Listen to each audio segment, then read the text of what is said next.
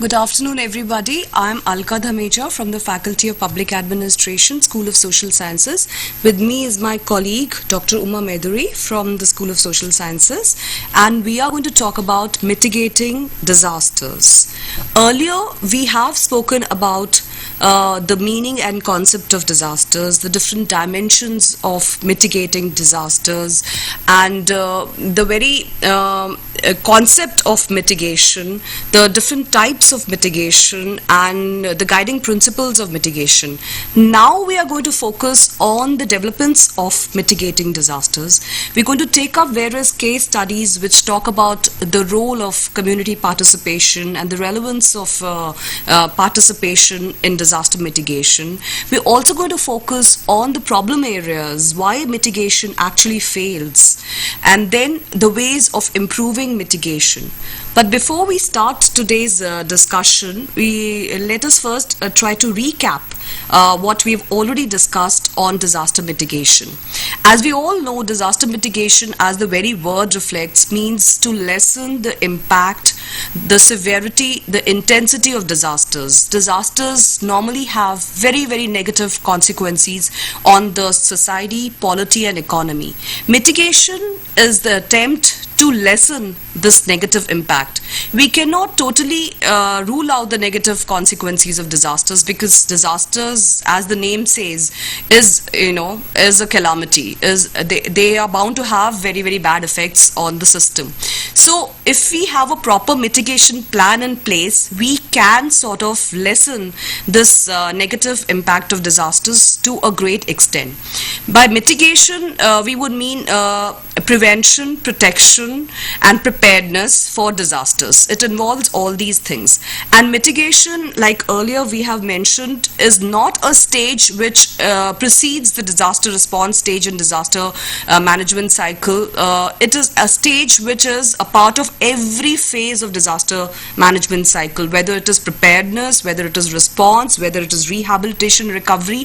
Mitigation actually has to be done throughout the disaster management cycle on a continuous basis. Now, disaster mitigation can be of two types, a formal type and non-formal type. By formal, we would mean the rules and regulations, the government programs, the incentive schemes that the government has for its people to mitigate disasters, then the institutional setup to mitigate disasters, an effective warning system, and of course a proper human resource management system which includes training and education. As we've already dealt with it earlier, we will not go into it in detail. By non-formal mitigation, we would say training and education programs which are non-formal, in the sense which are done through folklore, and non-formal means by like theatre, plays, which people who are not literate can follow. So non-formal is, and non-formal stream would also include capacity building of people's participation, which we are going to focus on in this session today. People's participation is a very, very effective non-formal means of mitigating disasters. In fact, they are the lifeline of disaster mitigation, and everything depends on the people. If people are just the recipients, and that too passive recipients of disaster management program, very few disaster mitigation programs can succeed. As far as the dimensions of disaster mitigation are concerned, we can have economic and physical dimensions of disaster mitigation, which would include again all the rules and regulations and government programs and creation of job opportunities and infrastructure and all that. Then comes the social mitigation, disaster mitigation, which would include the social processes and the construction of Anganwadis, daycare centers, measures for the vulnerable groups in order to build the social capacities of the weaker and less privileged sections of the society. And then there's a psychological mitigation, which would include steps which would keep in mind the mindset of the mindset of the victims as well as the helpers. Because in disaster mitigation, even the helpers go through a lot of psychological trauma while helping out the victims. So these three dimensions are very important. And as far as the guiding principles are concerned, disaster mitigation is a great opportunity for development, because it is a means of development. It initiates processes of development into the economy. Then prioritization is a very important disaster mitigation principle, because in a disaster mitigation program we have to see that the vulnerable sections, the women, the old, the children are given more priority than the others. There are all people are affected in disasters, but the vulnerable people, the poor people are affected more. So these are the people who should be given more emphasis and more attention. Then monitoring and evaluation is a very, very important guiding principle of mitigation. It should be continuous and should go on right from the very beginning till the end, so that we know where we are going wrong and how we can, improve things. Then comes institutionalization, which would mean that whatever we are discussing today, whatever has gone into disaster mitigation, whatever steps that the government, NGOs, international organizations take in the area of disaster mitigation have to be institutionalized. Because unless we institutionalize things, that is, unless we have institutions which will follow up these steps, institutions which would monitor the disaster mitigation step, institutions which reach to the grassroots level, institutions like schools, hospitals, disaster mitigation institutes, training institutions, and education institutions, and research institutions, and science and technology institutions working in the area of disaster mitigation. These are the institutions which have to be developed and networked in a way that disaster mitigation becomes a reality. And we know a lot about disaster mitigation. At a theoretical plane, a lot of people talk about it, but when it comes to ground realities, things just go disarray when a disaster strikes. We will be talking about the problem areas today in our session. But before my colleague Uma Meduri actually takes up the case studies, I would just like to tell you about the developments actually which are taking place in the area of disaster mitigation. A lot of things are being done at the international level, as well as the respective countries level, national, micro levels, village level, community level. So when you say international mitigation strategies, I'm reminded of lots of summits and conferences, consortiums, forums, which are there in place and doing a lot of work in the area of disaster mitigation. For instance, we, as you all know, 1990 to 2000 was the International Decade for Natural Disaster Reduction, and it has done a lot of work in the area of disaster mitigation. In fact, most of the work in the area of disaster mitigation was done between the year 1990 to 2000, and what we are doing now is a follow-up of the International Decade of Natural Disaster Reduction. The only problem was that this decade only emphasized on natural disasters, and other disasters like man-made disasters were kept out of the purview. Then again, when later on the International Strategy for Disaster Risk Reduction took up disasters, man-made as well as natural, as a disaster risk reduction or mitigation strategy, and is still continuing with its programs on disaster mitigation. In between, we've had Earth Summit in 1992 in Brazil. It talked about how we are not in harmony with nature, how we are messing up with the environment, and how environmental consequences are impacting on the system and are leading to disasters. This was a very, very important summit, and the Agenda 21 of the Earth Summit actually talked about disaster mitigation and its interlinkages with the environment.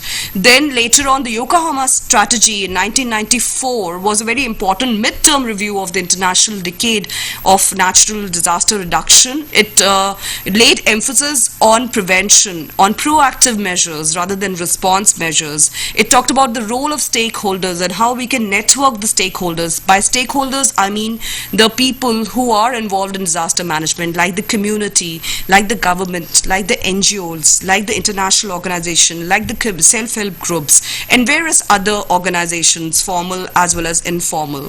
So these are the stakeholders, and they have to be networked so that one knows what the other is doing, and they can work in a cooperative and coordinated manner. Then there has been a Provention Consortium in 2000, which also talked about prevention, disaster mitigation, the interlinkages between disaster management and development, the role of the people and the role of the public policy, and how governments can be involved in disaster mitigation. Then we've had the Freiburg Forum again in 2000 in Switzerland. This was convened by the United Nations Office of Coordination of Humanitarian Affairs, and it also brought together all the Commonwealth of Nation countries, European countries, and various international and national agencies so that they can cooperate in the field of disaster mitigation. Then we've had a hemispheric conference in 2001, which again talked about all these things that I've just mentioned.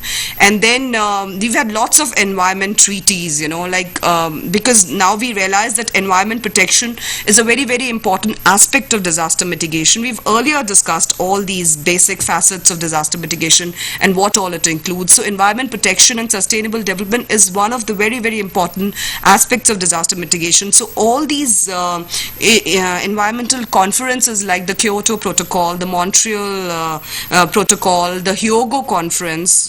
Hyogo Conference in 2005 specifically talks about building resilience of the communities for disaster mitigation. Then we've had lots of treaties which talk about biodiversity, prevention of protection of environment and biodiversity, protection of desertification, and movement of hazardous waste from one nation to the other. These treaties are very important, and lots of nations are a part of this treaty. India is also a part of the Kyoto Protocol and many other environmental treaties at the international levels. It helps because it gives us a framework for analysis and parameters to see whether environmental protection is going on in the country or not, and how we can improve the things. Whereas in India, my colleague will also talk about some developments which we are doing in India at the disaster mitigation level. But just to mention a few, I would say that training is a very important area, and lots of training institutions, almost 29 training institutions in India have separate programs for disaster management. The All India Services training curricula now includes a subject on disaster management and mitigation. Then NCERT now has disaster management as part of its syllabus for the school children. NCERT is now developing a module for training the trainers, the teachers on disaster management and school safety. And then we have lots of communities development programs at the village level. The self-help groups are coming up, and we are networking. NGOs are networking. Vasudeva is a network which is of NGOs which is working in the area of disaster mitigation. So there are lots of developments in the field of science and technology also. We have developed a lot. We have remote sensing. We have a geographical information system in place. We are taking recourse to aerial photography, and we have now a total multiple internet access system to monitor sea waves, and we use a cellular modem, and it's a very advanced technology. We have sort of now have it in place after the tsunami aftermath. And other developments are also taking place in the field of modern technology. We are also using traditional technologies like ham radios and other grassroots networks, which are very important when other means of communication fail in the disaster aftermath. So these are the various mitigation developments that are going on, plus the measures that I have mentioned earlier in the form of incentives and institution building, capacity building, and government programs. And all these things are actually working towards disaster mitigation. In the course of our discussion, it will become more clear the problems that we are facing and how we can improve. But before we actually go on to the problem areas, I think it would be better if my colleague explains to you some developments in India which are going on, and some case studies which have been successful and from which we can learn some lessons. Thank you, Alka. Like Alka has quite extensively, like she touched upon all the major developments taking place in the area of disaster mitigation. As she has rightly said, disasters provide unique opportunities to experiment with various mitigation measures. Like we have now, like she was also mentioning about institutionalizing all these activities. So now, like I think a good beginning has been made by the Government of India. Now we have the National Disaster Management Act, which was passed in 2005. It clearly lays down the structure or the organizational setup that needs to be instituted at the central or the national level, state, and coming down to the district level, where at the district level the district collector is supposed to be the key disaster manager. So I think this one way is a very important measure which looks into a holistic approach towards mitigating disasters. As Alka had rightly said, mitigation is an interdisciplinary, or we can say it has several interrelated components. So mitigation activities has to be built into the disaster planning, preparedness, recovery, reconstruction and rehabilitation, because the ultimate aim of mitigation is to reduce the effects of the disasters. No doubt disasters, if they have to occur, they have to occur, but the only thing is, through taking certain mitigation measures, the intensity or the repercussions of the disasters on the people, livestock, physical infrastructure, it can be lessened. So this is a very multifaceted activity which involves the government, non-government organizations, community-based organizations, the community as such. Like Alka was mentioning about the Hyogo conference, which emphasized on the strengthening the resilience of the communities. This brings about a very important aspect when we talk of mitigation, that it's ultimately the communities which face the wrath of the disasters. So their capacities and capabilities have to be strengthened. So I think with the passing of this National Disaster Management Act and then clear specification of the roles and responsibilities, especially at the grassroots level where we have the Panchayati Raj functionaries, I think the entire efforts towards the mitigating disasters in times to come will really yield some results. Like in India, we had severe disasters. Like, in 1977, that was the first disaster which happened in Andhra Pradesh. So the state of Andhra Pradesh really learned some lessons when they handled this disaster, and they took some important mitigation measures. So this, the cyclone shelters which were not before, like the government had embarked upon a big project in setting up or constructing the cyclone shelters. Now there are about 1,200 cyclone shelters along the coastline of Andhra Pradesh. And one more important thing which Alka was referring to is the HAM, like the National Institute of Amateur Radio, which is set up in Hyderabad, that has played a key role in equipping or then training the Panchayati Raj functionaries along the coastal areas. Now each Panchayati Raj, each Panchayat now has a ham radio, and time to time that is being tested so that the warnings are disseminated to the people. So warning is a very important mitigation measure, so that now whenever a disaster, there is a threat of, because the entire coastline of Andhra Pradesh has this frequent disaster threats of cyclone or any flood. So we find that now the situation has really improved. So immediately a warning is given, the district collector makes the arrangements, and then the people are evacuated to the cyclone shelters. And there are many NGOs which have trained people how to act, and the constitution of disaster mitigation committees and disaster task forces. And some of the NGOs, there is an NGO called National Disaster Mitigation Efforts, that is an NGO which has even trained children how to respond and immediately when there is a warning of disaster, and how to provide first aid, and also undertake even search and rescue operations. And they also are involved with the community when any reconstruction activity are taken. So this entire thing of mitigation, preparedness, there is a lot of awareness being inculcated amongst the community. Like even the Government of India has now a disaster risk mitigation program, and under this various initiatives are being taken up. Like for example, in the state of Assam, in Lahorighat block in Moregaon district in Assam, there that is a place which is being frequented by floods. So the local residents have formed a disaster management committee. They realized that the embankments or at certain places the banks have to be raised. They took initiative over this, approached the local government, and they contributed some land towards this, even labor, and with the result they could construct that. And in addition, to give some livelihood options during the non-flood time. They even had set up a community fisheries pond, which has given livelihood to the people living in that area. Like in addition, like some of the NGOs really are, as I was mentioning before, are playing a very important role in strengthening the capacities of the people, make them understand what mitigation is, and then make efforts towards strengthening their resilience. Like for example, the Church's Auxiliary for Social Action, CASA, like in Ganjam district, in one of the villages, they have trained to begin with in the year 1990s. They have started the training in the disaster mitigation. Like they train them on the various aspects of what actually is mitigation, what measures should be taken up, even in reconstruction, rehabilitation, income generating activities, and all these they give training. And once these people who are trained, the volunteers, they go back to the villages, they form various committees and then enable the villagers know about this mitigation. And this program actually has got a lot of attention and it has become very popular.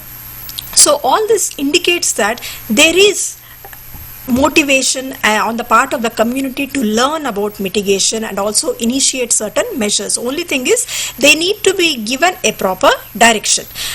So the motivation and the desire to learn certain things, it is there on the community, but it has to be channelized in this. Only thing is the organizations or the CBOs or the NGOs which are helping them need to act as a catalyst in taking up these programs. Like one of the case studies which I would like to mention about, which is very popular in Sri Lanka, like they have the Sri Lanka in some of the areas, they are drought prone. So they have started what is called as a Setu or a collective. There the people are well aware that as a drought approaches, there is going to be shortage of food grains. So what they do is, about 5 to 6 months prior to the drought approaching season, they keep aside a certain part of their consumption of rice and they constitute a community grain fund, which comes of use when actually the drought approaches. And this Setu or collective, this rice Setu has been extended to other activities where women are playing an important role. They even contribute some amount of cash and they constitute a fund, and the money which is collected from this is used for some income generating activities. Even in India also, in Orissa, after the super cyclone, these self-help groups really played a key important role, and they started various activities like poultry raising and even cottage or small scale industries, handicrafts and things like that. So this mitigation is a very important, interesting area, and it actually gives an opportunity to experiment with various innovative measures. And like when we talk about the mitigation, like I would like to ask Alka, like what will be the, are there any challenges which this disaster mitigation poses? Yeah, like Uma has already spoken about different cases, one from Sri Lanka, then Assam, and as the role of self-help groups and community in these case studies. But the thing is that it is very nice to know that people are very motivated, and even the NGOs and other agencies that are working in these areas are motivated to help them, and they have formed a kind of a corpus to actually help each other, corpus of food bank, and in some places even water bank. These grain banks, food banks are also playing a very important role. Microfinance is very popular in Bangladesh, and women, Mahila Mandals are playing very important role in various areas. The problem is that we know that there have been success stories, we know people have been participating, but somewhere things are not right. We haven't been able to learn our lessons from these scattered case studies. I would like to call them scattered because there is no research work which actually weaves them together. There is no epistemological basis to build on as far as disaster mitigation is concerned. Every other phase of disaster management cycle is concerned. Lots of experts from different areas, since it is a multidisciplinary subject, lot of experts from different areas like geography, technology, geography, social sciences, anthropology. They all come, even sociology and other people working at the grassroots level. They all come together, talk about various things, and talk about the studies they've done, talk about the field experiences they've shared. But there is absolutely nothing which has woven this together. So in the absence of an epistemological basis in the area of disaster mitigation, we cannot conclude anything. We cannot say we are going wrong and how we can improve things. We all know, the experts in the area know, the government knows, the NGOs knows, we as students and teachers in disaster management also know a few things, but we cannot sort of build a knowledge base which is really, really required in the area of disaster mitigation. So I would just say that first challenge to me is building an epistemological basis in disaster mitigation. Well, unless we have that, unless we have really good books to fall back on, we don't have them in India.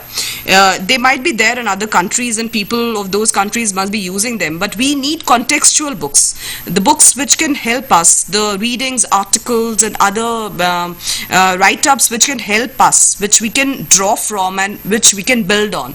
So this is the biggest challenge I feel in the area of disaster mitigation. Another challenge which flows from what my colleague Uma Meduri was saying is the challenge of community participation.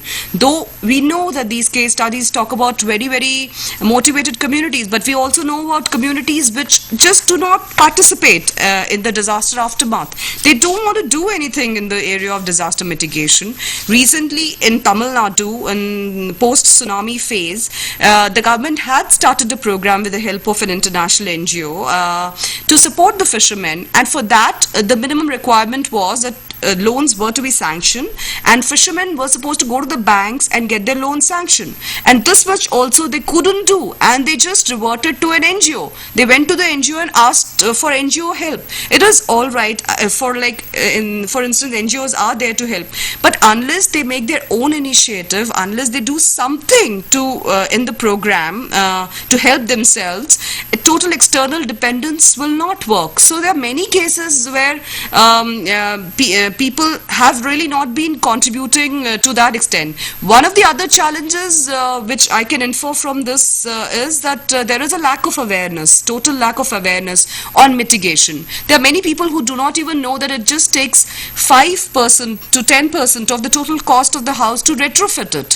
So they won't retrofit it. They would think that the house is not good, it is maybe earthquake prone, and they will just sit back and wait for a disaster, or after the disaster go for a totally new constructed houses given by some NGO or an international organization. So the basic levels of awareness are very low. Many people do not take recourse to little things like Uma mentioned, that there you can have a grain bank, you can have a water bank also, you can save a few essentials for the rainy days, that is for the disasters. So the little things, they will not make efforts. For them, it is true that India is a very poor country. Most of the people are illiterate, and they really do not know where to go to. For them, making the two ends meet in normal conditions is also so difficult. So when a disaster strikes, mitigating it is very difficult, and they cannot have these mitigating measures continuously with them to prepare themselves for the future, because they don't have the means. So the means could be provided from external agencies, but they could be taught, they could be told, they could be informed, their awareness levels could be raised so that they can learn to help themselves. Many areas we have seen that disaster task forces have come up, where villagers now have their own resources, they have their own boats, they have their own ropes, they have their own essentials. They know when the floods come what they have to do. But it is not widespread. It is not a uniform phenomenon. It has to be nicely disseminated everywhere through knowledge networks, through books, through government programs, and over here the role of the media is also very important. It plays a very relevant role in disaster mitigation, and it is the biggest challenge. Normally we see that media has a tendency to sensationalize things.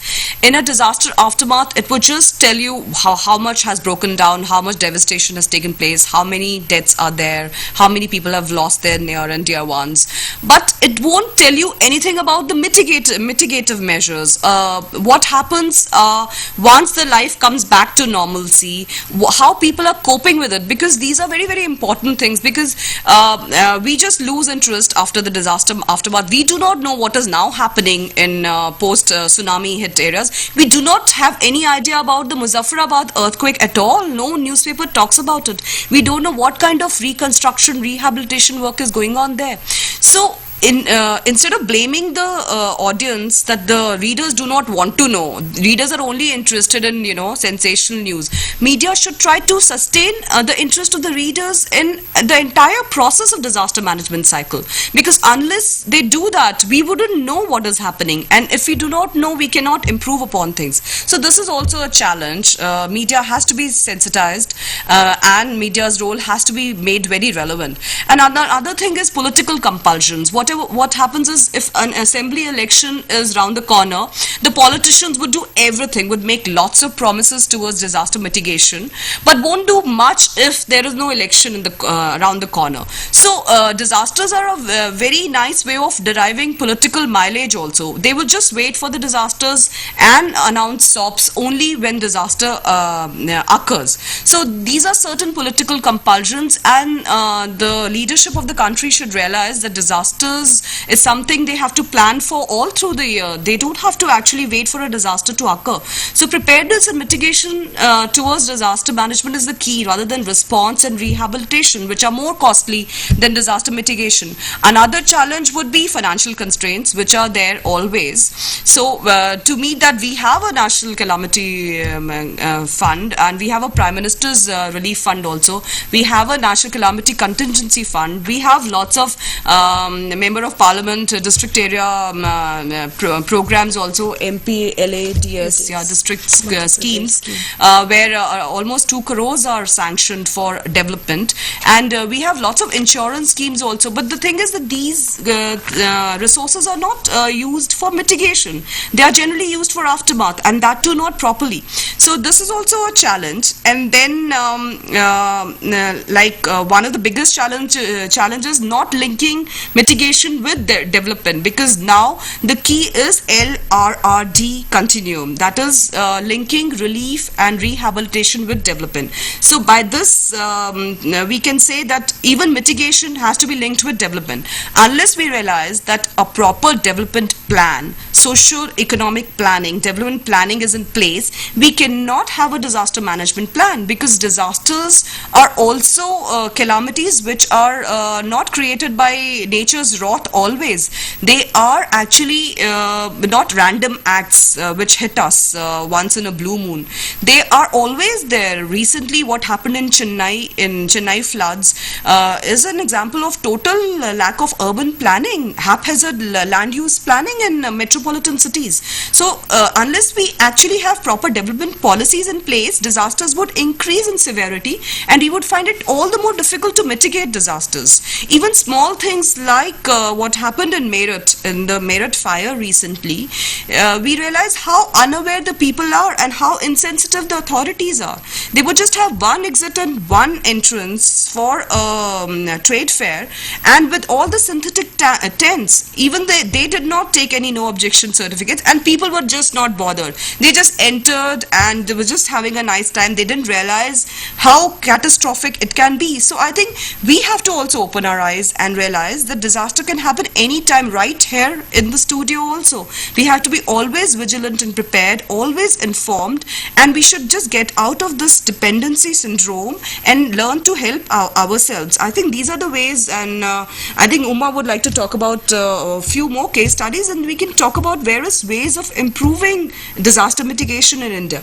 Like as Alka has rightly said that, community should not be dependent on any external support, or some sort of a push is needed for them to take up certain activities. But after that, even that agency or any NGO which has helped the community should see that it moves out of the picture, and then so that the resilience or the self-reliance of the community increases. Like for example, an effort made by Gram Vikas, an NGO in village Samepalli in Ganjam district in Orissa, like what they did was suddenly you tell people that you take some mitigation measures to face the disasters, that is not going to give them the results, or people are generally not convinced. What they did was, that was of course an NGO of a long standing, and since 1990s they tried to make the community aware about the clean drinking water and sanitation.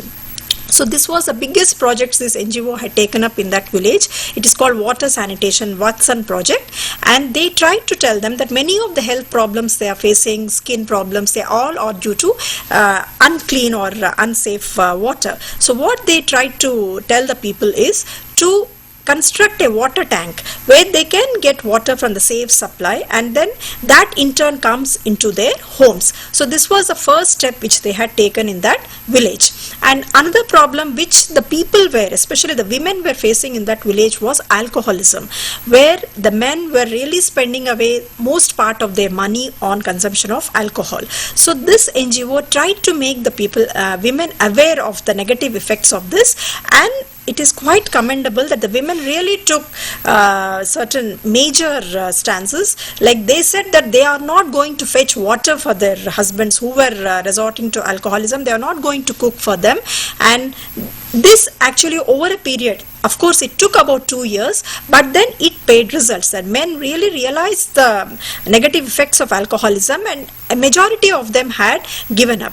So this was like, through taking up a water and an environment project, they tried to make the people aware about this other social evils also.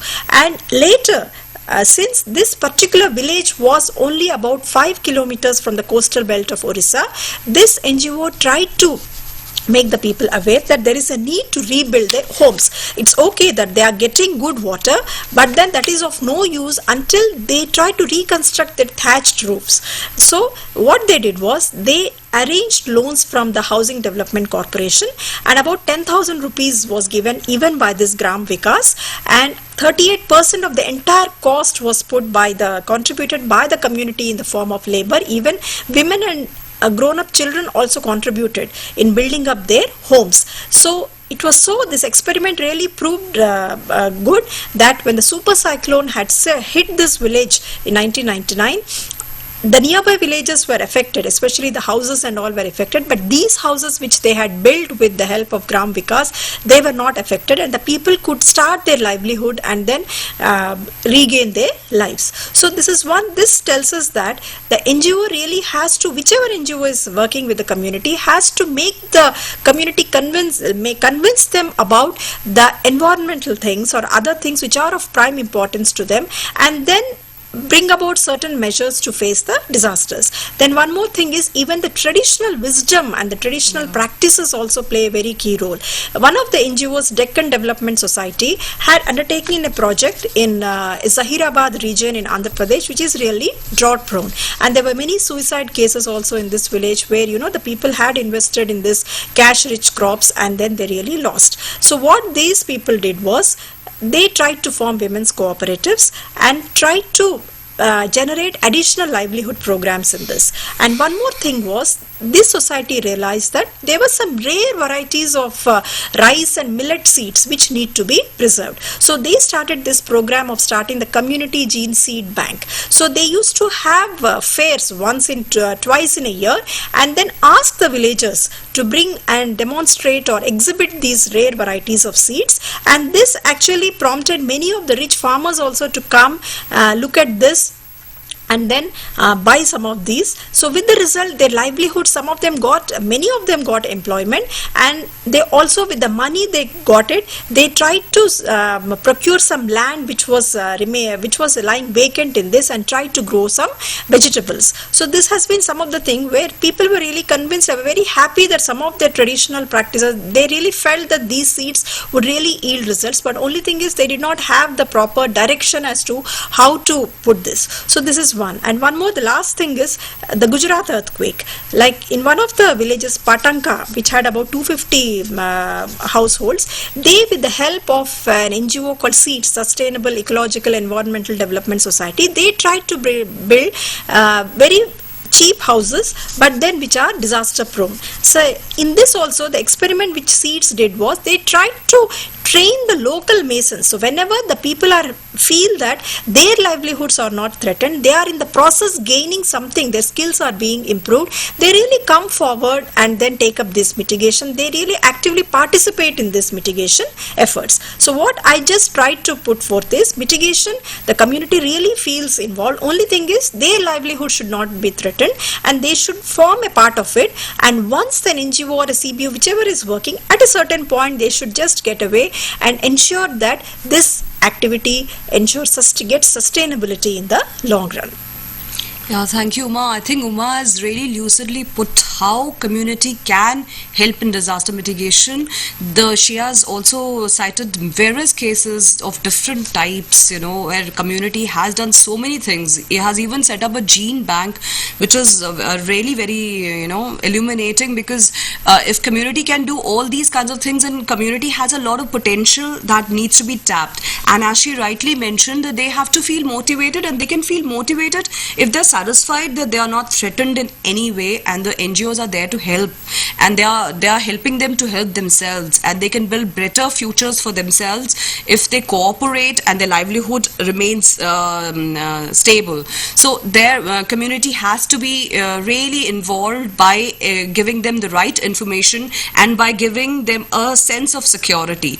And once they have, I think community can play a very important role. So we are reaching the end of the session, and I can only say that the ways of improving mitigations are many, and the best way to improve mitigation is building community resilience, which was the central focus of our discussion.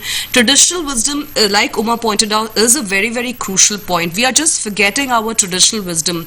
We are forgetting the water conservation methods that Rajasthan used to follow in terms of raparts and kundis and palyals of Kerala. We are forgetting the small earthquake resistant techniques that, like base isolation and all these techniques, and the Quencha households of Peru, and even Sumers of Rajasthan, the Kotis and Chaukhats of Rajasthan. They've all been very, very earthquake resistant, and we are just forgetting how we lived in harmony with nature.